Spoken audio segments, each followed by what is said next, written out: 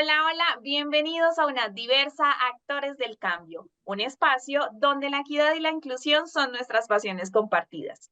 Qué alegría encontrarnos una vez más en un nuevo episodio en este espacio tan bonito y tan significativo en el que seguimos aprendiendo juntos. Como siempre, tenemos un tema muy interesante y para esta ocasión vamos a abordar acerca o vamos a hablar acerca de la educación, las víctimas en el posconflicto y los habitantes de frontera, estos colectivos que hacen parte de la población priorizada en educación superior en Colombia. Y para abordar esta temática nos acompañan dos invitados bastante especiales. El primero de ellos es una persona experta en todos estos temas de educación en el posconflicto. Él es Raúl Clavijo. Y de otro lado, mi compañero consejero académico, quien desde el eje de inclusión nos brinda un apoyo muy importante con nuestros estudiantes que hacen parte precisamente de las víctimas del conflicto armado interno, pero también de quienes habitan en zonas fronterizas. Así que bienvenidos Edwin y Raúl. Gracias, Diana. Muy buenos días para todos y todas. Para mí es un gusto recibir esta invitación de parte de la universidad para que todos y todas podamos dialogar un poco acerca de estas poblaciones que son muy representativas del pueblo colombiano y que sin lugar a dudas hoy comprenden un número significativo de estudiantes dentro del sistema educativo. Nuevamente, muchísimas gracias por el espacio. Saludos Diana y saludos Raúl. Agradecemos la invitación en este interesante espacio donde queremos mostrar que se hace realidad esta frase tan importante que es parte de nuestro derrotero que es educación para todos. Así es, Edwin, esa meta de educación para todos es una prioridad, pero además un reto con el que estamos totalmente comprometidos y qué bueno tener estos espacios y contar con personas como ustedes que nos pueden ayudar a comprender y conocer cómo podemos hacerlo. Así que para iniciar, Raúl, me gustaría que nos pudieses contar cuál es el papel que cumple la educación en todos estos procesos de reparación en el posconflicto. Bueno, pues yo creo que la educación cumple un papel fundamental en todas las esferas de la sociedad, pero desde luego más aún en una población que históricamente pues es vulnerable, ¿no? Víctimas del conflicto, personas en fronteras que tienen una serie de condiciones muy diferentes a las que generalmente otros grupos de personas podrían tener en diferentes ciudades, municipios, de pronto cabeceras urbanas y demás. En ese sentido, pues, insisto, es fundamental no solo porque la educación tiene una perspectiva del ascenso social, de mejora de la calidad de vida de las personas a través de acceso al mercado laboral especializado, porque claro, todos y todas estudiamos pues para recibir una mejor remuneración salarial, ¿verdad?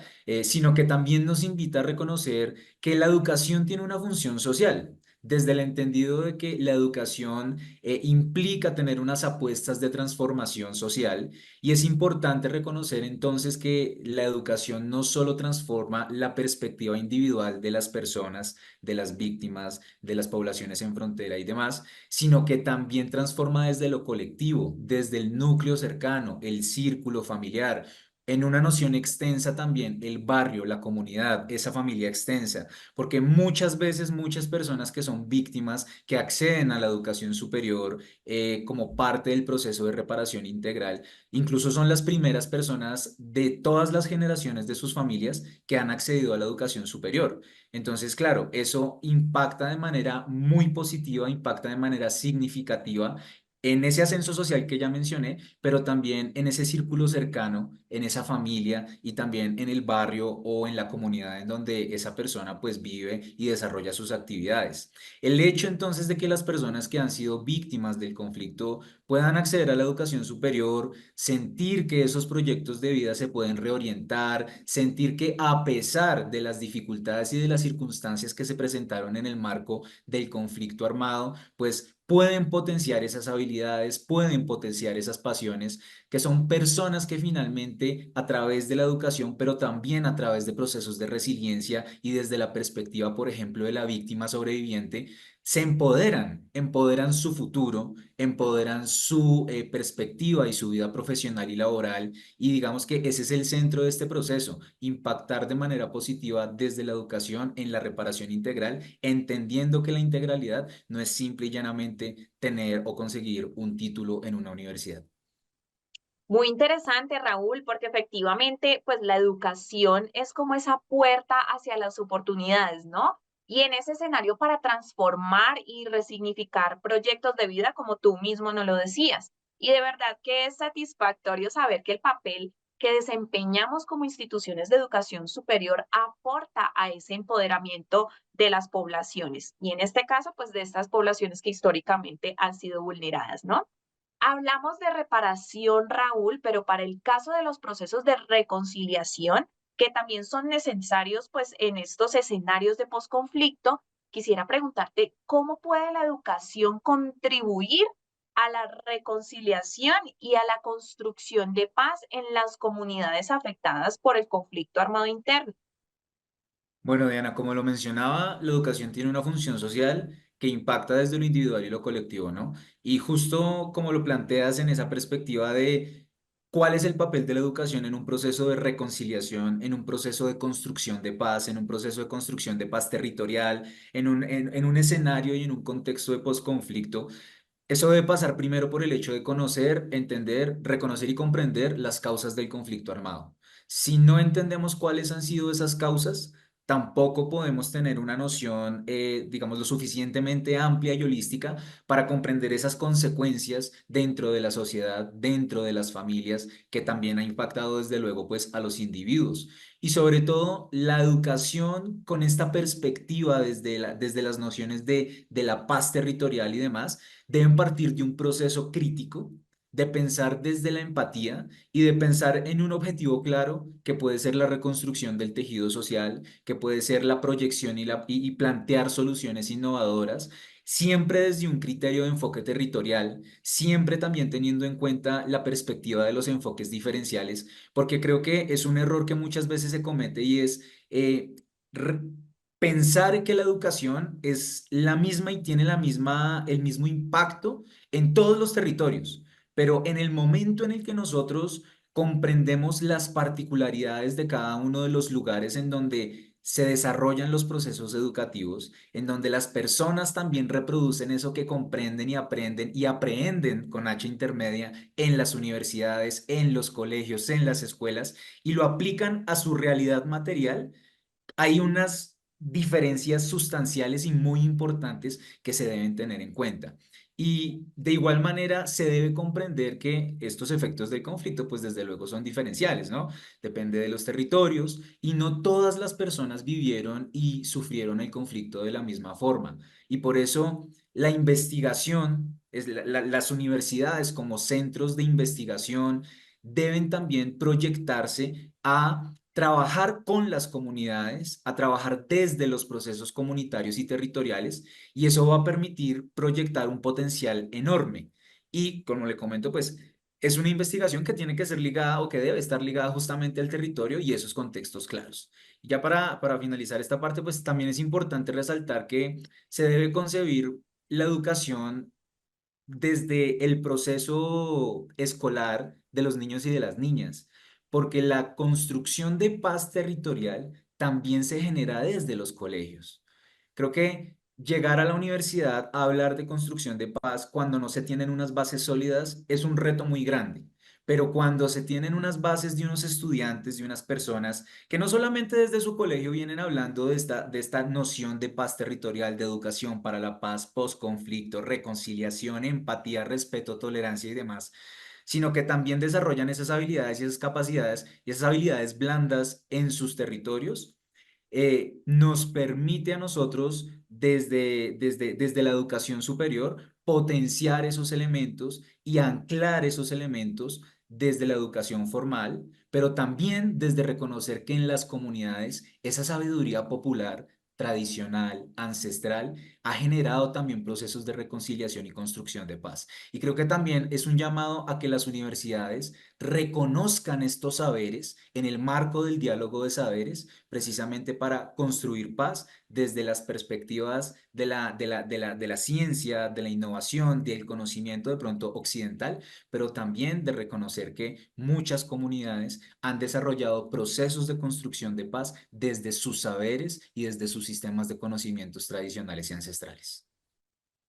Así es, en esa construcción del tejido social es fundamental todos esos elementos que tú nos comentas alrededor de la solidaridad, de esa empatía, pero también de conocer el contexto, ¿cierto? Para sí mismo brindar esa solución o ese apoyo muy ajustado a la realidad de cada uno de los estudiantes, ¿verdad?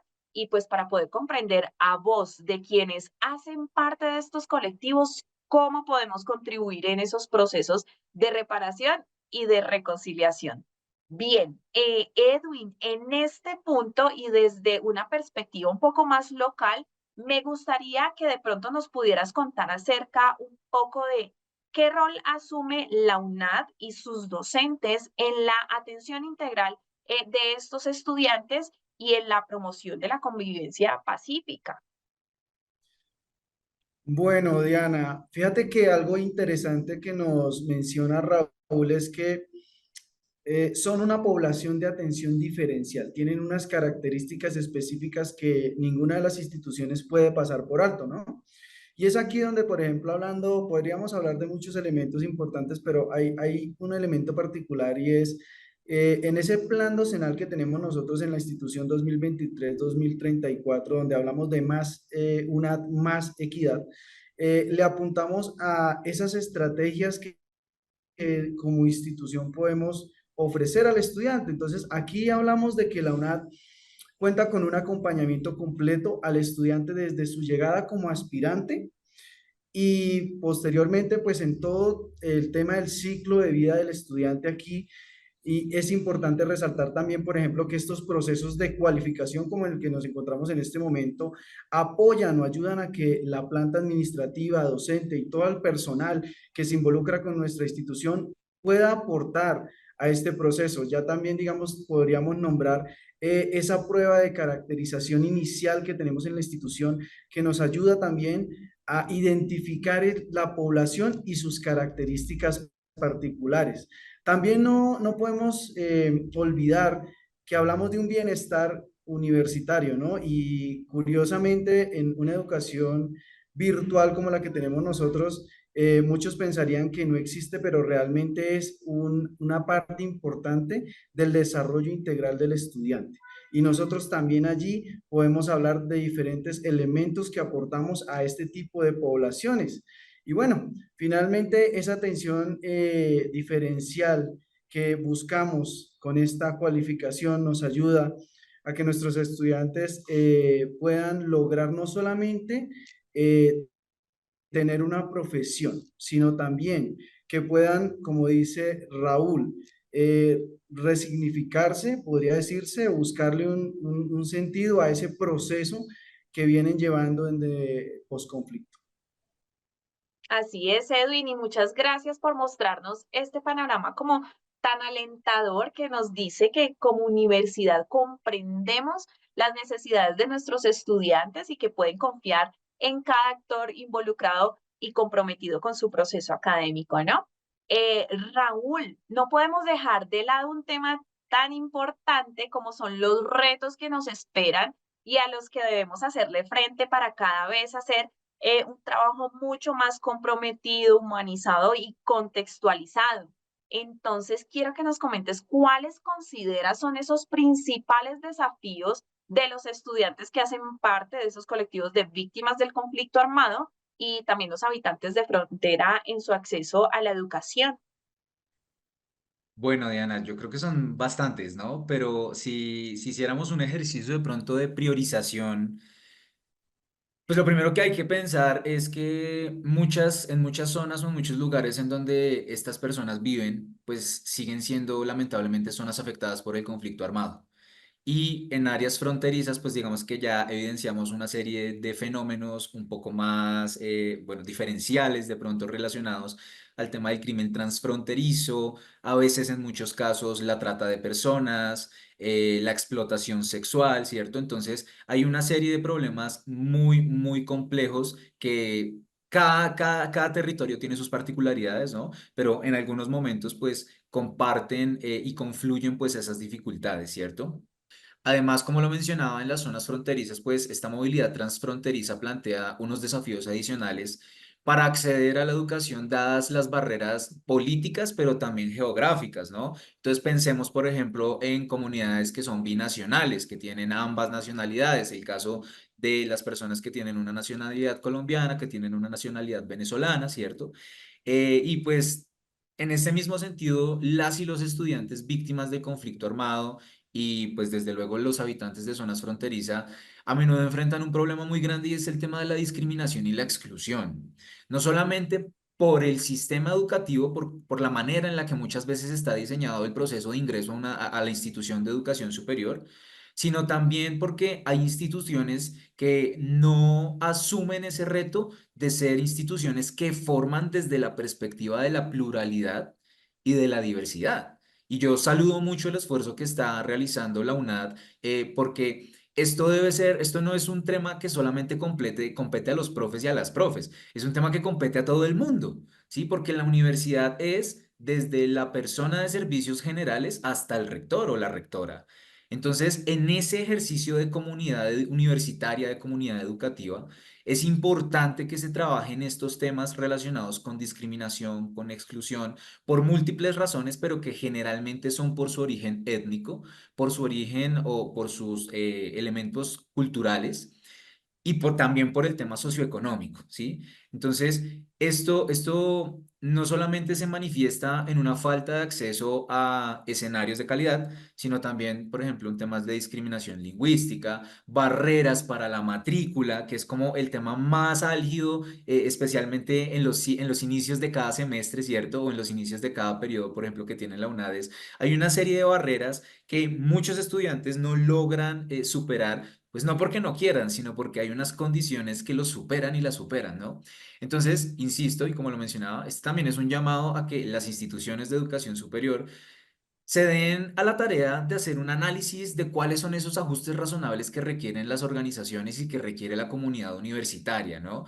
Pero no que sean ajustes razonables simplemente desde lo que yo creo o considero que está bien, sino que sea un ejercicio horizontal en donde las universidades se sienten con las personas, se sienten con sus estudiantes, desde los diferentes ámbitos y desde los diferentes espacios que disponen las universidades, justamente como lo mencionaba el profe Edwin, desde bienestar universitario, porque es que bienestar universitario no es simplemente llegar y tener la clase y ya.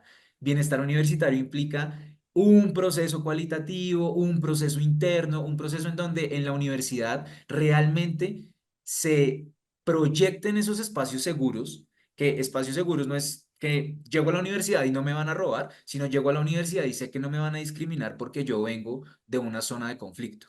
Llego a la universidad y sé que no me van a discriminar porque tengo una pertenencia étnica, porque soy de algún pueblo indígena, porque soy afro, negro, raizal, palenquero. Entonces, insisto, este proceso debe enfocarse no solamente en lo cualitativo, sino también en ver la manera en la que se pueden ir haciendo esos ajustes paso a paso, entiendo, porque, claro, cambiar todo de un momento a otro, pues es imposible, pero ese funcionamiento de una cosa sencilla, de un elemento que uno diría como esto es algo chiquito, pero cuando uno va a ver el impacto, es un impacto muy grande. Y es un reto que se tiene que abordar. Existe ese reto, existen esas situaciones y pues el llamado también es abordarlo de la mejor manera, retomarlo, desde luego, de una manera dialogada, de una manera concertada y pues bueno, siempre pensando en el bienestar tanto de los estudiantes como de la comunidad educativa en general. Mira, Raúl, que dentro de todo esto que nos indicas, yo creo que parte también de esos procesos de reparación se deben hacer procesos de concienciación con toda la población en general, ¿no? No solo con la universitaria, porque es increíble que del contexto que nos pones en este momento, que hoy por hoy, conociendo todas esas secuelas tan dolorosas que esta situación de conflicto ha dejado en nuestra historia de Colombia, pues que sigamos perpetuando esas narrativas de discriminación, ¿no? Entonces, creo que y quiero también que este sea un espacio, pero también un llamado a la solidaridad y a la cooperación y sobre todo a esos ejercicios y esos procesos de empatía. Bueno, nos has hablado de esos desafíos a los que debemos hacerle frente, pero me gustaría que también nos pudieras contar desde la parte gubernamental qué estrategias y programas educativos se están implementando para apoyar a estos estudiantes y sus comunidades en todo ese proceso de reparación. Bueno, pues hay un montón de ofertas, hay un montón de, digamos, de planes, programas, proyectos que están enfocados al tema exclusivamente del acceso a la educación superior. Entonces, yo siento que ese también es uno de los grandes retos que tiene ya como tal el sistema educativo, la estructura del sistema educativo, y es enfocarse exclusivamente en el acceso, ¿sí? Claro, podemos que 10.000 personas acceden a la educación superior, pero de esas 10.000, ¿cuántas personas se gradúan? ¿Sí? Entonces, es un ejercicio que también implica pensar un montón, una cantidad importante de estrategias que logren garantizar el tema de la permanencia, partiendo también desde la identificación de esas particularidades de la población, no solamente víctima, sino también de la población con enfoques diferenciales, ¿no?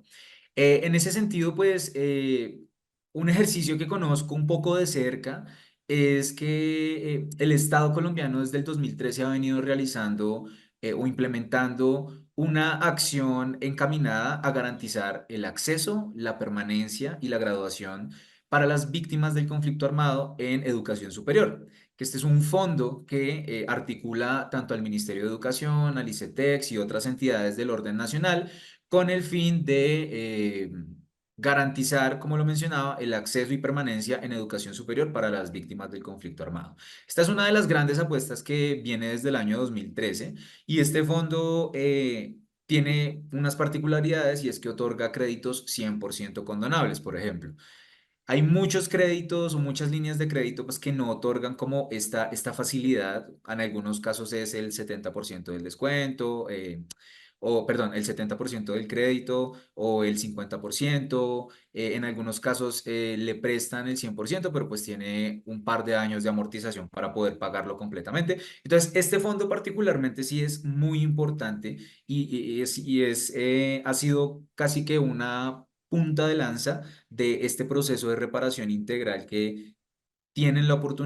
que tienen oportunidad de acceder las víctimas del conflicto armado, ¿no? Entonces, pues es un fondo exclusivamente para estudios de pregrado. Pues es importante destacar que cuando se habla digamos, desde la perspectiva de la inclusión del ICETEX en este proceso, pues implica que no sea una beca, es un crédito, hay una serie de requisitos que se tienen que cumplir para la condonación, desde luego hay una serie de requisitos que se deben cumplir para el acceso. Y pues nada, la invitación de verdad es a que las personas que observan este ejercicio que estamos teniendo el día de hoy puedan entrar a sus ordenadores, a sus computadores, entren en Google y ponen Fondo de Educación para Víctimas ICETEX y pues allí ustedes encuentran también toda la información relacionada, también la invitación para que los profes, las profes divulguen esta información que es súper, súper valiosa para esta población víctima. Es importante también resaltar que es un fondo exclusivamente para nacionales, para personas colombianas, ¿cierto? Valiosísima esta información que nos estás compartiendo, Raúl.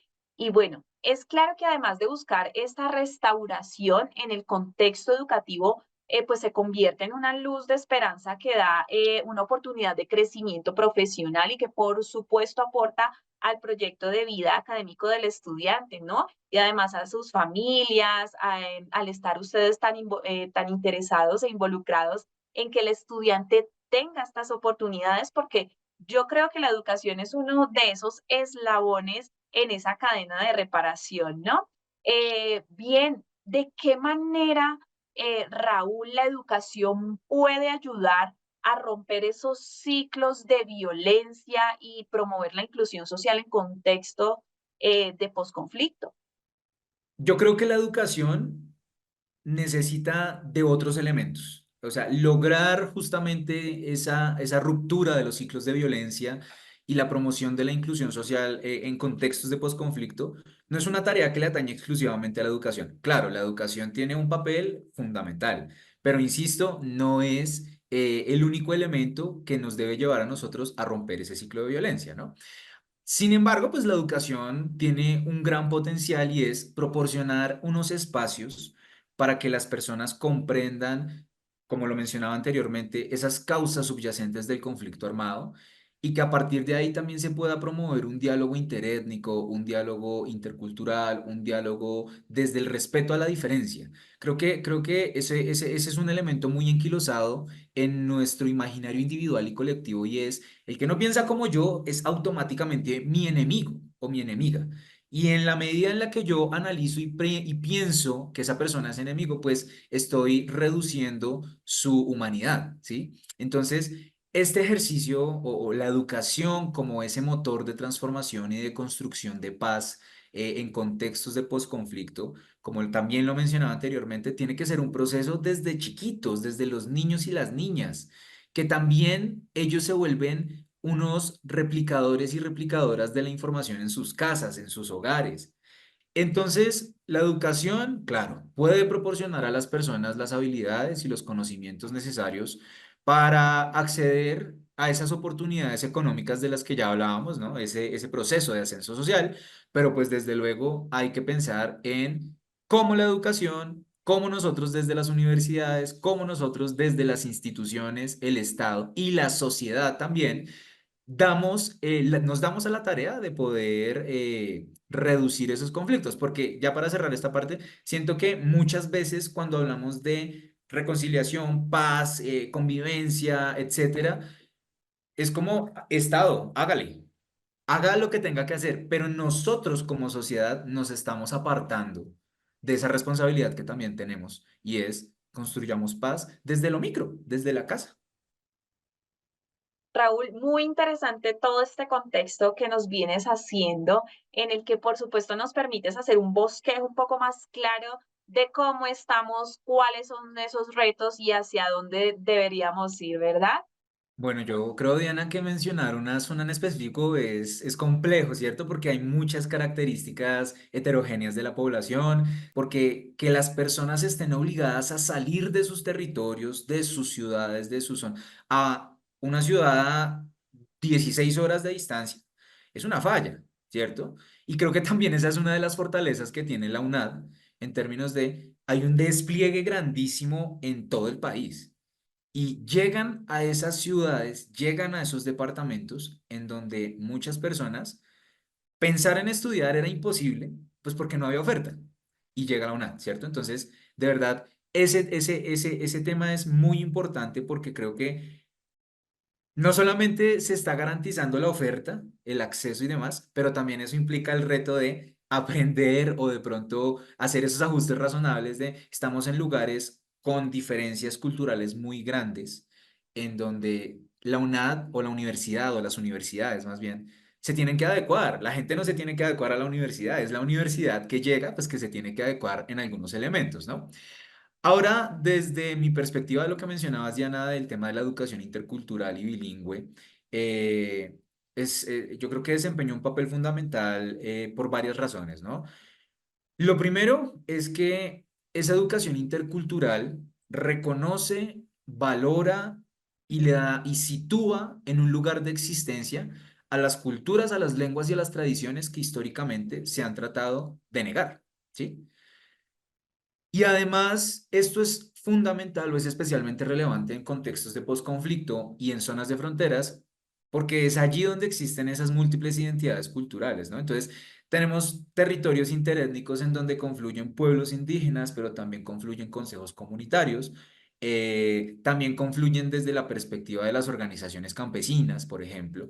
Entonces, son lugares y son escenarios en donde hay una serie de perspectivas, hay una serie de sistemas de conocimientos que dialogan, muchas veces no dialogan, ¿cierto? Porque pues desde luego hay intereses variados de las personas que están allí, pero creo que esta educación intercultural debe partir de el reconocer y valorar esas diferencias, ¿no? Con el fin, desde luego, de fomentar un ambiente de inclusión y de cohesión social. Y, por ejemplo, en este tema de lo bilingüe, yo pensaba mucho en muchas, claro, desde esa perspectiva de la negación de las lenguas de pueblos y comunidades indígenas también, del pueblo negro afrorraizal palenquero, del pueblo rom, que son los pueblos étnicos reconocidos acá en Colombia, pues pensar en la burla, porque muchas veces eso sucede, pensar en la burla a un estudiante que habla guayunaiki. Y el estudiante creció escuchando el guayunaiki. Es su lengua materna más que el castellano o el español, ¿no? Entonces también eso es parte también de reconocer pues estas características y que siento que las universidades también deben dar un paso hacia entender y comprender que lo bilingüe no es exclusivamente el inglés, el francés o el portugués, sino que hay también una serie de lenguas que también hay que reconocer. Claro, pues que pensar en el inglés pues abre muchas oportunidades y es súper importante ahorita, no estoy diciendo que no, pero pues es importante que se reconozca también esas otras lenguas. Por otro lado, pues para los estudiantes víctimas del conflicto y habitantes del frontera, esta educación intercultural, esta educación que reconoce sus características culturales, su identidad cultural, puede ayudarles a mantenerla y fortalecerla. Y eso fortalece y proporciona ese sentido de pertenencia y arraigo en su comunidad. Y eso es crucial para el bienestar psicosocial y para la capacidad de superar las adversidades del conflicto, ¿no? Creo que un tema muy álgido es el tema de la identidad dentro de un contexto de conflicto. Una persona desplazada pierde su identidad completa en el momento en el que le arrancan esa semilla o esa raíz del lugar en donde nació. Por ejemplo, las comunidades étnicas que tienen una tradición de sembrar el ombligo del recién nacido porque hay que volver a la tierra y luego irse por culpa de un actor armado, pierden completamente la identidad. Entonces, ahí hay un tema muy importante y es cómo se reconoce esa identidad y cómo desde las aulas y también desde los procesos de investigación se fortalecen esos elementos identitarios, ¿no?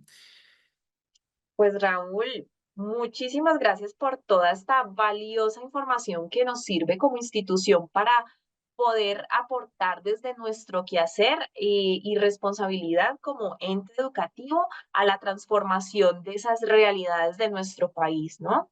Me gustaría, Edwin, que teniendo en cuenta todo este maravilloso contexto que Raúl nos ha brindado, nos pudieras contar si desde la UNAD estamos aplicando o podemos incorporar algo de esto para apoyar eficazmente a estos colectivos en particular. Bueno, Diana, escuchando a Raúl, bueno, nos damos cuenta que hay un sinnúmero de situaciones y de elementos importantes a tener en cuenta con este tipo de poblaciones específicas, ¿no? Como institución, para nosotros como comunidad unadista es importante involucrar todos estos elementos en nuestro quehacer. Y cuando hablamos de quehacer, bueno, ¿qué vamos a hacer, cierto? ¿Qué vamos a hacer con esta información? Fíjate que Raúl hablaba de un elemento bien importante y es el tema de la articulación, ¿cierto? Es importante que no solamente el tema del contexto educativo se involucre, sino que exista una articulación con otros entes. Y es aquí, por ejemplo, donde digamos que hablando a grandes rasgos como institución en este momento, nos encontramos trabajando con precisamente el convenio que habla Raúl, que viene desde el 2013 apoyando a estos estudiantes que quieren estudiar y buscando que ese sueño, ese futuro se logre y que el estudiante finalmente logre empoderarse. Y dense cuenta que aquí, como lo decía Raúl, algo bien importante y es que aquí se involucra el Ministerio de Educación, se involucra la Unidad de Víctimas, se involucra el ICETEX, se involucra la UNAD, se involucra el estudiante y todo el mundo está involucrado. Y es interesante ver cómo se da esta articulación. Ahora falta ver cómo se unen los demás contextos dentro de este proceso. Y hablando aquí de la UNAD, desde la educación a distancia, en modalidad virtual, siempre hemos tenido presente que el acompañamiento del estudiante es uno a uno. Y ese uno a uno es porque cada uno de nuestros estudiantes tiene unas características diferentes. Precisamente si hablamos de este proceso, habitantes de frontera y víctimas del conflicto armado, nos damos cuenta que hay una historia. Raúl nos lo hablaba muy bien y nos contaba un poco. Vienen de zonas, de lugares, hay desplazamiento, ¿cierto? Y si existe un desplazamiento, digamos como para tenerlo aquí presente, podríamos hablar también de que hay que buscar empleo, ¿cierto? Que hay un tema cultural o un choque cultural muy fuerte.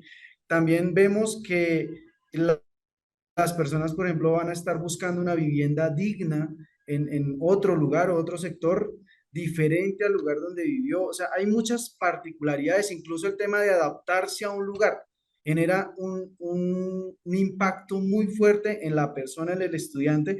Y entonces aquí es donde nosotros pensamos no en ver al estudiante que hace parte de estas poblaciones con lástima, sino más bien buscar la manera de apoyar y empoderar.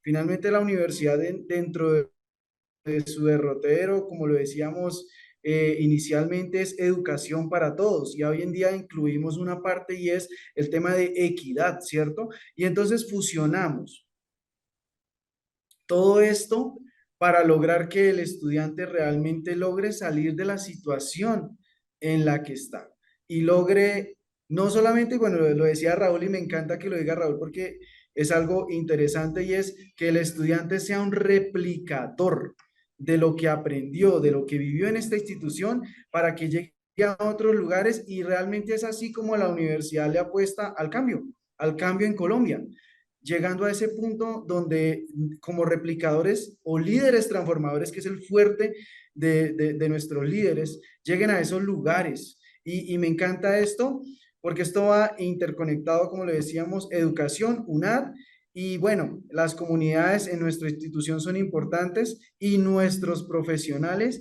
van a llegar a ser significativos en cualquier territorio donde se encuentre.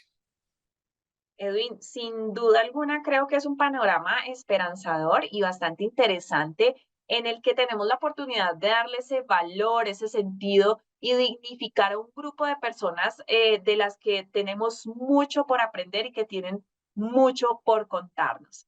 Bien, para ir terminando, Edwin, de manera así muy concreta, algo que nos quieras dejar, que se nos quede allí muy presente respecto a no sé, nos gustaría que nos dijeran qué nos espera a nivel educativo en todo este camino y en toda esta apuesta por una sociedad más justa, equitativa y de inclusión, desde esa perspectiva también de inclusión en estas regiones.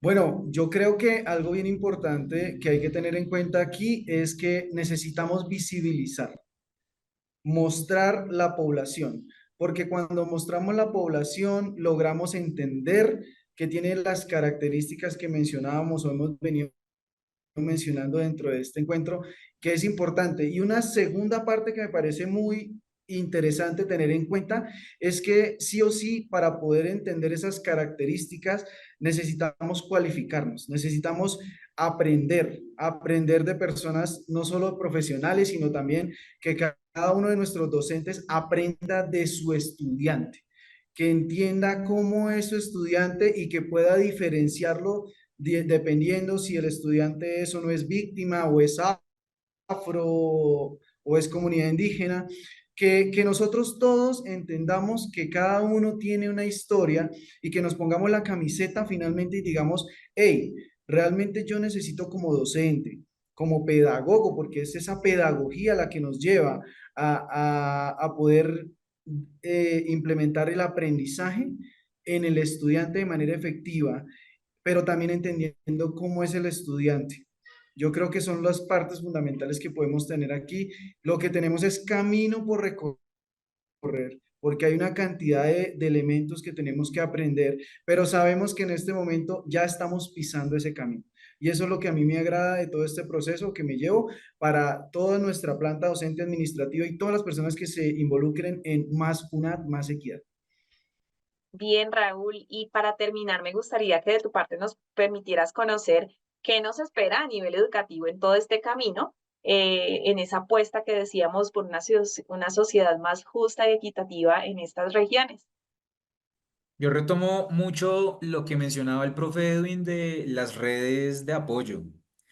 Cuando una persona tiene que salir de su territorio, se va sin red de apoyo y llega a un sitio sin red de apoyo, ¿no? Entonces creo que fortalecer esas redes de apoyo y que la universidad o las universidades, las instituciones de educación superior se conviertan en las redes de apoyo es fundamental. Y por eso la invitación es a buscar en las instituciones, en las universidades, eh, esa necesidad también de decir, estamos acá no solo para impartir una cátedra, sino también para que los estudiantes y las estudiantes sientan que acá hay un respaldo institucional y que hay un respaldo de personas que componen esa institución. Y nuevamente retomo las palabras del profe, es este tema de el profe alumno o la profe y la alumna, hay un ejercicio ahí también muy valioso de aprender y también diría, profe, o adicionaría a sus palabras, a desaprender, porque creo que también nos debemos dar a la tarea de desaprender muchas cosas para poder nuevamente aprender y para poder nuevamente reorganizar ese imaginario individual y colectivo en torno a muchos pensamientos que todos y todas tenemos, de pronto muchas prenociones, también los estigmas, desde luego. Entonces, yo creo que este es un llamado en general a las instituciones de educación superior, es un llamado a las comunidades educativas y desde luego a la sociedad en general. Uno, a volvernos replicadores y replicadoras de esta información, a volvernos replicadores y replicadoras de decir, tenemos que asumir esa responsabilidad dentro de la sociedad de poder ser agentes de cambio, seamos agentes de cambio, seamos agentes que valoran el respeto, seamos agentes que valoran la tolerancia, que valoran la diversidad. De pronto también en ese ejercicio de desaprender, desaprendamos, por ejemplo, una serie de dichos también que nos llevan a justificar un montón de cosas, que es el vivo vive del bobo, por ejemplo. Son cosas que uno tiene muy arraigadas porque pues uno creció escuchando eso y cuando llega una circunstancia en donde pone uno o aplica esa frase, hay un montón de consecuencias detrás, ¿sí? Entonces creo que hay que fortalecer esa capacidad institucional, pero también de las personas, de los individuos, para responder oportunamente a esas necesidades que tiene la población en términos diferenciales y de pronto también hacer un llamado acá, no solamente las víctimas y la población de frontera, que es el tema que nos atañe el día de hoy, sino también otra serie de grupos poblacionales que tienen, pues, desde luego también una serie de condiciones de vulnerabilidad, como por ejemplo las orientaciones sexuales diversas, ¿cierto? Entonces, esto también requiere de un proceso de sensibilización con los y las estudiantes que tal vez no se encuentran en una situación de vulnerabilidad como una persona víctima y que también nos lleva a replantear esa carga simbólica de lo que implica que alguien sea víctima, porque algo que es lamentable pero que muchas veces se escucha es víctima es porque hizo algo.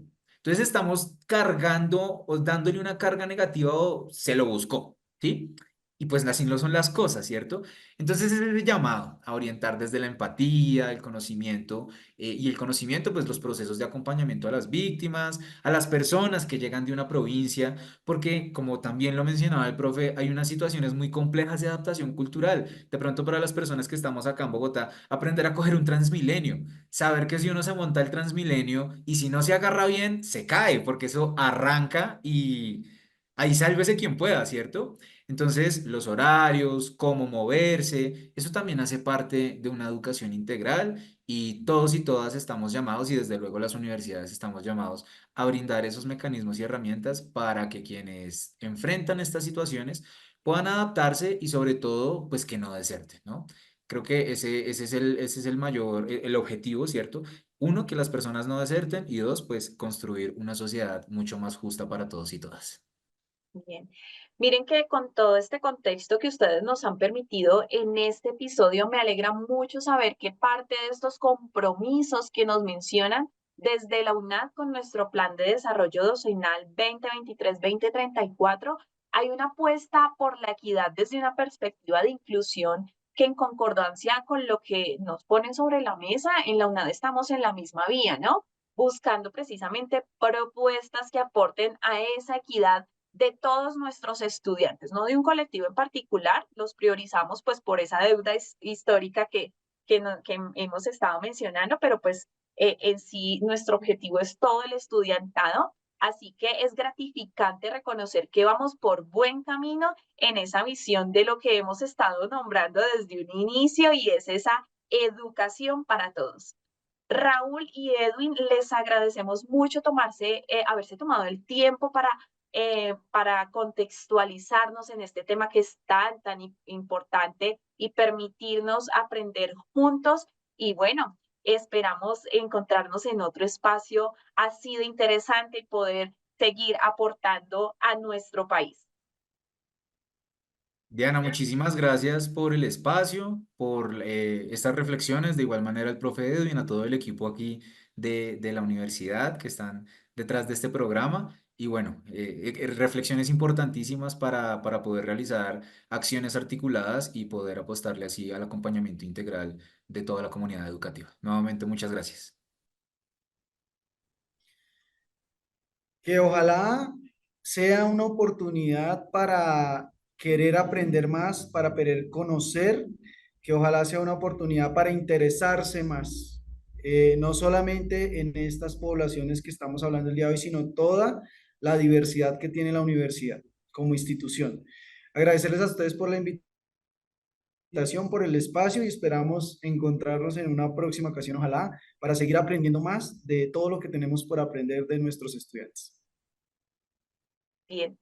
A todas las personas que nos han seguido episodio tras episodio, les enviamos un saludo muy especial. Recuerden seguirnos en nuestras redes oficiales de la Universidad UNAD usando el hashtag #MásUNAD, más equidad.